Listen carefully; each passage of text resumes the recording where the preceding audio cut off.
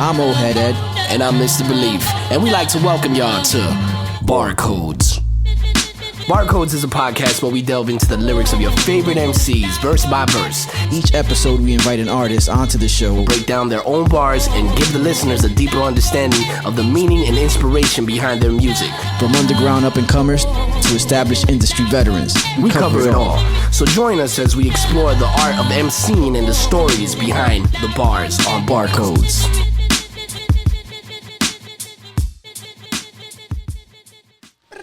Barcodes. Yeah. We're back at it. Once again, I am Old Head Ed. your boy Mr. Belief in the building. Yes, sir. And we're back with another esteemed guest. And you know what we do here? We get someone to sit down in that middle seat, someone who's a notable MC, talent artist, and we get them to break down the bars. You know what I'm saying? Decipher the cipher. Unpack that, if you will. Right? That, yeah, yes. It's been a minute since we've used that. Yeah, I haven't used that in a while. I'm just for that. I'm gonna just litter this whole fucking episode. Like, y'all keep count. Y'all keep count as how many unpack. Take a shot every time we do the unpacking. Yeah, the unpacking of. Yo, this week we got none other than the Prince himself, Prince Divine. Yo. How we doing, sir? How we doing? Yo, I'm happy to be here, man. I'm excited about your guys' show, man. This is really impressive, man. I've been wanting to come through. I've been on that waiting list, but finally, Yeah, we're here. Good things come. Yes, sir. Those who wait, man. No, but we appreciate you taking the time to come sit down with us, man, because we always appreciate MCs coming over here to unpack, you know what I'm saying, their livelihood, you know what I'm saying, their passion, you know what I'm saying? Mm-hmm. Yeah, so, man. Like, oh, man, now I'm fucking up my words. But whatever, you already know what the fuck I'm talking It's a definite about. honor for us to sit here and listen to an MC. All MCs come through and kind of give us the insight, the little nuances, the details, what things that might go into writing a verse or this particular verse. Yeah. You know, that most listener might not even be used to. You could have a fan of the verse, a fan of the track, and there's probably stuff layered that they'll never get. Yeah, man, behind the scenes, you know. See, that's exactly what I was trying to say. Yes. You know what I'm saying? I got you. And behind the scenes, that's what he's here for, man. Yeah, man. Finish up those little, you know. Yo, for sure. Yeah, man. So, okay, what track are we doing today, man? What track did you bring for us to unpack? Today we got Trust Me, man. It's an old song. It's one of my first verses that really the story behind it is really interesting. Okay. All right, so I take it you remember where you Absolutely, man. I chose, you know, when you said, "Oh, yo, pick some verses," I said, "I got exact." You know, I thought for a couple days, and I said, "Okay," I narrowed it down. I said, "I know exactly what I'm gonna pick," because this particular verse, "Trust Me," right here, man, was one of the first times where I felt like I woke up out of my sleep and something else took over me, man. You know, like an out of body experience. And shit? I was though, man. I was really channeling because, you know, I woke up out of nowhere like something woke me up. Yeah. You know, something woke me up out of my sleep. Yeah. So, you know, as an MC, this was early in my days as an MC, you know, back in the day. So you know, you could hear a little bit. My time and delivery was you know, it's a little bit more polished now than what it was. But I wake up and I go downstairs, man, and you know, the first thing I always do is I always go through the beats. You know, what moves me, and I happen to land on this beat. One of my shout out to Beats McGreevy, man, who made that beat, by the way. Cincinnati, dope ass producer. Shout out to him. And man, I remember it vividly, man, because I rolled up. It was 6 a.m. Nobody's up. The house is dead silent. It's just me and the beat. Man, out of nowhere, I pick up a pen because I wasn't writing in my phone at the time. Remember, this was like 12 years ago. Wow. Okay. Oh, so this is an old verse. Yeah. Old verse. Yeah. This is for me. This is the beginning of me like tapping into something else. You feel me? I was really tapping into something else at the time. I really felt it because with this particular song, I wrote the whole song in like 20 minutes. 3 verses. Yeah. And Interesting. for me, it's like when I was done with it, you know, like I didn't go back and change any of these verses. Literally, I picked up my pen, the notebook, and it was like, boom, hit the blunt, and it was like, 3 verses. Wow. Wrote the hook. No adjustments, no changes. And I go back. Nothing. And then when I went back, I was like, yo, where did this come from? And that's when I like knew. it's that inspiration. And sometimes. that's when I knew Yeah. something else was moving me. Something else was, you know, was pushing that pen. And I was like, okay, I done tapped into something Wow. something special. So that verse was the beginning of that, you know. So that's why I picked that verse. So it has like definite sentimental value. Absolutely, To you know? it's like a marker for me. I Like, was gonna say it's a timestamp, it's a time Yeah. reference in your progression as an Benchmark. MC. It's a Yes. benchmark moment, and like you said, something moved you even to the point where it took you out of your sleep, and the Yeah. first thing you thought to do was like, yo, something's compelling me to sit down and write something. yeah, man. And I just happened to land on the beat, and a lot of times, you know, like I said, that was the beginning of like something. I was like, what's going on right here? This is something different. This is something that's never happened to me before. You know, because I freestyled and I've been in ciphers, but I'm writing a whole song, and I'm not just writing a verse, like three fire verses. If you listen to the song, it's 3 verses of bars to the dome. You feel me? So it's like, where'd this come from? So yeah, man, I was tapping into something greater right there. Yeah, That's dope. And you don't stall out. Like, I don't know how often it happens, and that's a question we should ask, you know, future guests.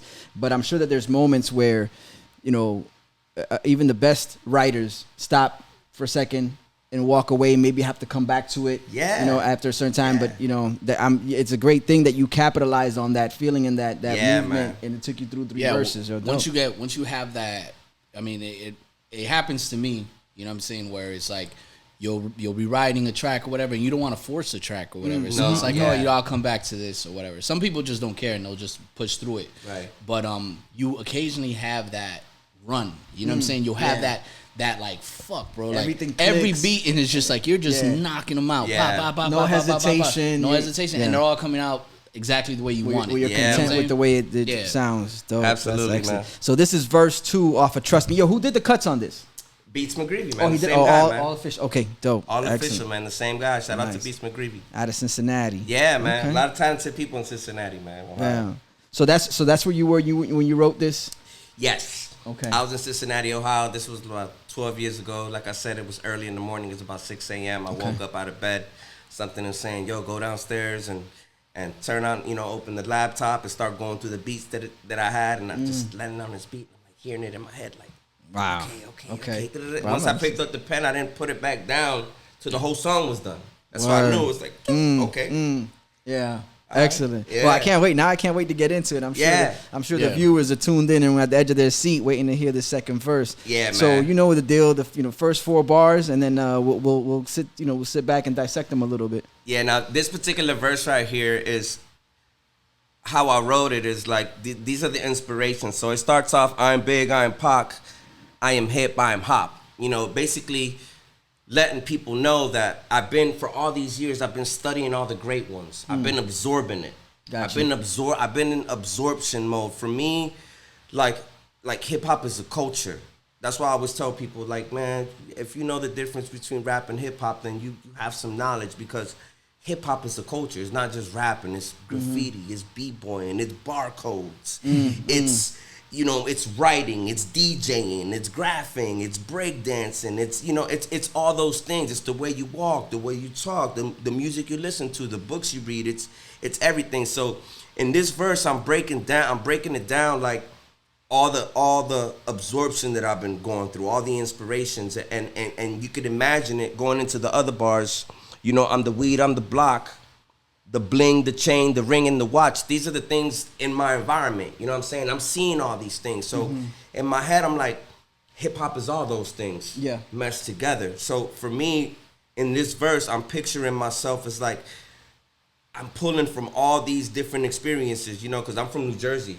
So Okay. when I was young, I seen a lot of drugs and violence. You know, my mom died from drugs. You know, God rest her soul. my little brother died of an overdose from heroin. Damn. Wow. You know, like a lot of my best friends were trappers growing up, and like I seen them go through that life, and that made me be like, yeah, I don't want to do that.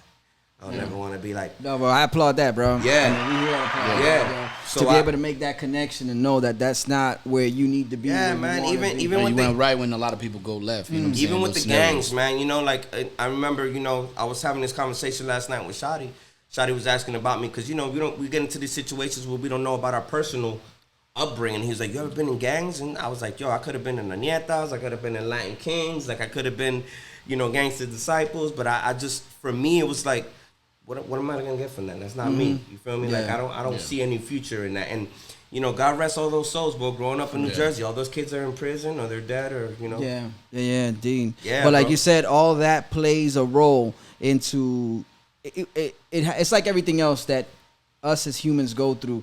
There's stuff that happens around us that we might not even ever delve in. But the fact that it happened around us, it does play a role, even if it's like that, you know, the butterfly effect thing, where it might be as insignificant as it might seem. It does play a role in our makeup. We're a product of our past and our environment. Correct. Yeah, man. Correct. So, and you're capturing it here. You know, the weed on the block, the bling, the chain, the ring, and the watch.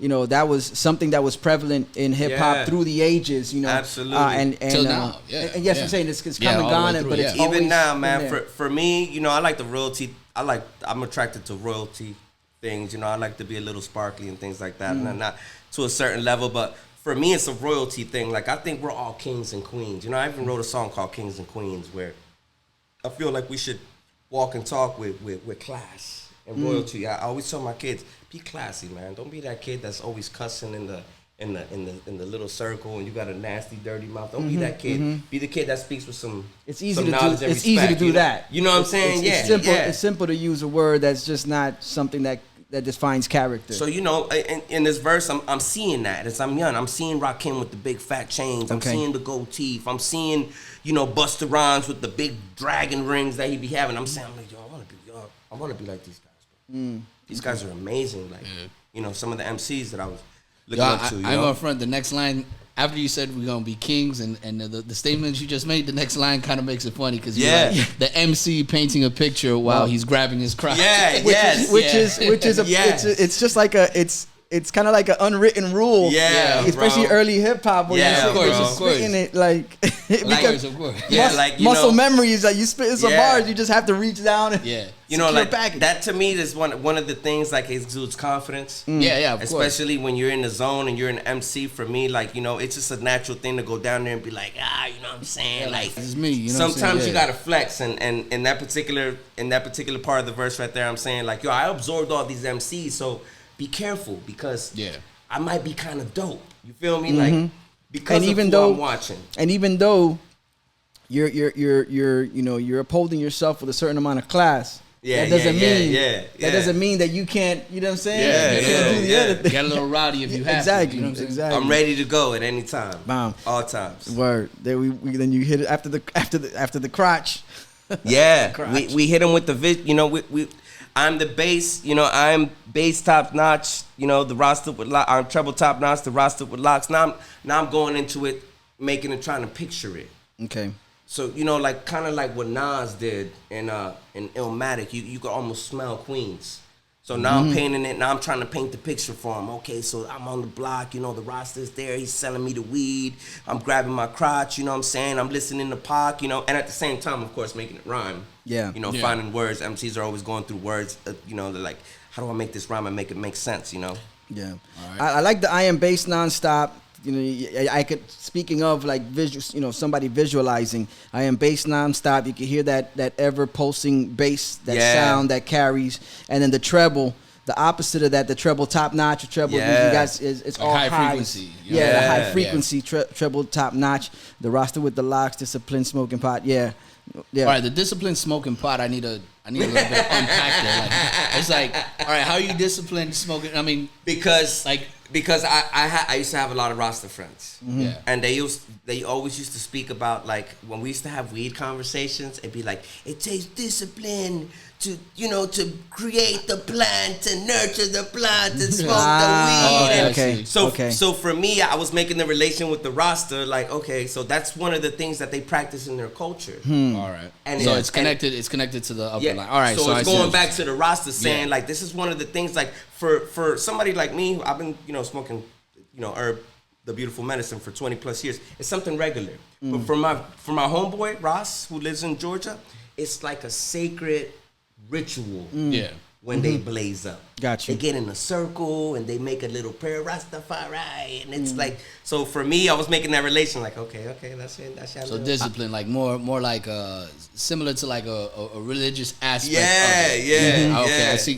Because at first I'm listening to him like disciplined smoking pot, and it's like, all right, so you're disciplined Smoking pot, like I didn't understand that at first, but the unpacking was beautiful, man. Thank you. And I mean, I don't know if it's ever been presented to you, but also, you know, something that was used, you know, mid '80s, early '90s, where it's, you know, you would hear the term "master your high." Mm-hmm. So it's like that line would take me there, where it's like you have, you know, you're disciplined with the medicine that you're introducing to yourself. I mean, you're mastering your high. You could be a functioning junkie. Look, I've been smoking Isa Park Plains Stone, bro, for like 3 or 4 or 5, 6 years, Damn. whatever, bro. Yo, stoned out of my mind. Hold on.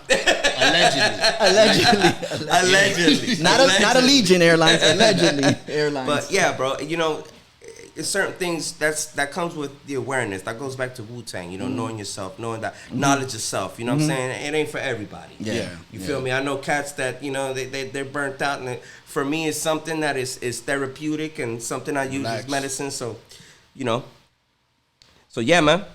Discipline smoking pot. All right, so that brings us to the next 4 bars here, where it starts off with rock mixed with pop. Yeah, man. So spit those 4 bars, and then we'll start unpacking. Yeah. The line. So rock mixed with pop. I'm crazy insane. I'm Kanye and Jay, Andre and Wayne, LeBron and T-Pain. So I'm a huge sports fan. All right. Okay. You know, Jordan, my number 1, Kobe, my number 2, LeBron, my number 3. We ain't gonna get into that conversation. Don't worry, you got the order right though. You know what I'm saying? those are because I watched Jordan, but right here what I'm going into is going back to the absorbing, to the beginning. Pac, Big, all the things that I seen on the block, you know, the ring, the watch, the bass. Now it's turning me into something mixed all together. So can you imagine all these guys meshed up into one ball? You feel me? I see. So that's where I'm going right there. I'm crazy insane. I'm Kanye and Jay, Andre 3000, and Wayne, LeBron and T-Pain. Got you. So I'm going into this mixture of like all these artists that I think were dope. Were pushing the, you know, T-Pain was pushing the envelope on the vocal shit. You know, LeBron and then I'm bringing in the sports guys that I think are amazing. Yeah. That are doing like the GOATs basically. Okay. So now I'm making the reference of like, be careful, because studying the GOATs, you could turn into a GOAT. Mm. So now I'm starting to get into that. I'm starting to making visualize, like, can you imagine all these motherfuckers in one team? Yeah, greats in their field for sure. Yeah. You know what I'm saying? So. Yeah. And with a handful of spades. Yeah. So we talking about. Yeah, that next line. I think you forgot to say that last line, because it looks like it's connected. Yeah, it's Jordan, Wade, and with a handful of spades. So you know, if you play spades, you know, if you got a handful of spades. Yeah, it's over. You good. That's game. Which is pretty much what you described in the last 2 lines with all the names you mentioned there. Yeah. So I'm basically saying, man, if I had all these guys meshed up into one person or one MC or one athlete, whatever, and imagine getting to a game where we're all playing spades and I got a handful of spades, it's game over. That's it. It's a wrap. There's nothing you can do. I'm cutting everything you throw. I'm whap, whap, whap, and I win. Yeah. It's interesting you threw LeBron in there. Yeah, like in the midst of that these other esteemed artists. I mean, I'm sure LeBron wouldn't complain to be held in the company. Shout out to LeBron. Man. Shout out the company of those. Shout out to people who are pushing the envelope in sports and music, and these guys are amazing, man. LeBron is what, fucking 38, fucking 40 something. I think he's about 38, maybe 39, holding the all-time scoring title. Come on, bro. I mean, shit. You got, you know what I'm saying? So. And this is years back. I knew he was gonna be this. Remember when I wrote the verse? Yeah. You said about 12 13 years ago. Yeah. So this is like the beginning where I'm seeing like, oh damn, man, who is this kid? So then, you know, we're going into, you know, Snoop Dogg and Dre, NWA, Clips and AKs, Lyrical Grenades. So now I'm naming some of my other influences. You know, people who I feel definitely pushed the envelope. NWA. Yeah. You know, Snoop Dogg, Dr. Dre had one of my favorite albums is The Chronic. Like, for me, it's like one of the most untouchable albums, you know, that was ever created. Like, I don't even know how Dre went back in the lab, was like, how do I beat this? You think that's probably why the second it took him like the second one never dropped. That's why the second one did drop. Oh, 2001. Yeah, 2001, bro, that's right. Chronic, that's right. Just took him like 10 years or something like that. Yeah, bro, that one was crazy too, but you know, as an MC, you got to think about that, and that's some of the things I think about when artists or when MCs, when, you know, when they drop their shit, I'm like, I was looking at Shotty, bro. Yo, Go Farm was crazy, bro. You gonna have to, you gonna have to go back and you know. Yeah, it's a self-imposed pressure, and you don't. I think, I could be corrected, but as an artist, I imagine you always want to top the last thing. Always. But until it's done, you don't know how much more you're gonna have to kick it up to make it better than the last joint. Yeah, like in the midst of it, even though you're trying to knock everything out the park. Yeah. Yeah, you don't realize it until it's done that you're like, oh shit, the next one's gonna have to be like even better. And the truth of the matter is, like, you don't know how it's gonna be received. You could be sitting on the dopest track to you. You know what I'm saying? You'd be like, yo, this is the fucking dopest shit ever, yo, and you drop it, and then it's like, you know, like, a lot of people might not embrace it or something like that. You know what I'm saying? So like, it's all about just consistency and throwing shit out. I mean, at least that's what I've seen, and marketing. Yeah. You know what I'm saying? And then I imagine when those happen to coincide, where it's everybody feels the same way you feel about the song, as far as like, yo, this is dope. Like, that must be like a moment. It is though. That must be a moment. And you know what? I've had many of those moments where, like, especially on SoundCloud, where I'll load up a song and be like, man, I'm gonna just throw this shit up just because I have 30 songs in the vault and I can't do it. And I throw it up, and then somebody will come at me back like, yo, my God, yo, this fucking song is amazing. This shit, why you ain't been put this shit out? And I'm thinking in my head like, man, that was like a throwaway. Like, oh, okay, you know what which is something like it's the other side of the coin. What I'm talking about, where it's like you might not feel comfortable, but somebody else appreciates as an it. MC, as an MC. So then I'm like, man. So then I'm like I'm like Mr. Belief. I'm like, man, it's all about fishing. Yeah, you know, you just got to keep creating and throw out there. You know, like the songs that I choose to write to is because they moved me. Like, as far as the beats go. Somewhere, somehow, whether it be the content or the production, which mainly is going to be the production, but it moved me somehow. Yeah, it moved me. It's a vibration, you know. True. Yeah, bro. The next ones. Yeah, where we at? Snoop Dogg and AKs. Clips and AKs, lyrical grenades exploding upon the page. Love ending the race. So, you know, that's just me rhyming, you know, explaining to it. Like, in my head, I saw, you know, a grenade explode on a page with grenades. Like, a lot of times when I write rhymes, I see the video too. Okay. So I'm like visual thinker. Yeah, very visual thinker. So I'm seeing the video. I'm trying to see how it would look, how to explain it, because, you know, one of my favorite MCs is Nas, and the reason why he's one of my favorites is because he describes shit in a certain way. It's very detailed. Yeah, one of my favorite stories ever came from Nas. You know, it's storytelling song. What? And the details. Yeah. You know, that's why my next project I have coming out is called The Minor Details, because it's about looking in between the lines and the little things, subliminal messages, and what is he really saying and shit like that. And to me, Nas is one of the most, like, he could explain this sound thing right here like better than anybody probably could. Now the question I have for you is, like, as far as storytelling records, what would you put? What would you rank? What is your top 3 storytelling records? Oh. That's what a question. Yeah, that's. I mean, this is just a random question, but like, since you but brought that's Nas, what's the song that Nas has on It Was Written, where he's talking about being the gun? Oh, Power. Yeah. I gave you Power. That song.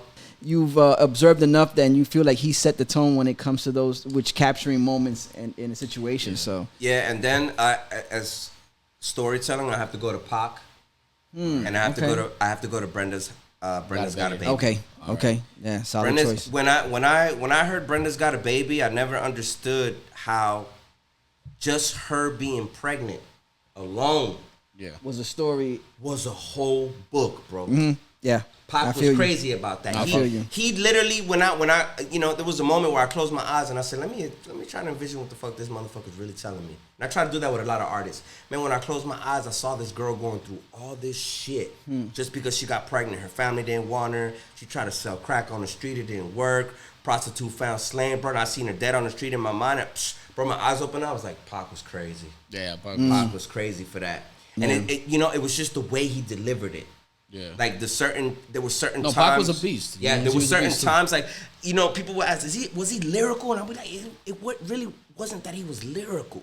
It was more that when he told it, he knew how to tell it to you. Here's why I sum up with Pac. And when people say, was he lyrical? I was like, definitely he was lyrical. It's just the thing is, people's perception of lyrical or lyricism is Eminem metaphor, shit. bars, Yeah. you know, something. And it's not that. Like, he was poetic and he delivered the message and he delivered or painted the picture perfectly. Yeah.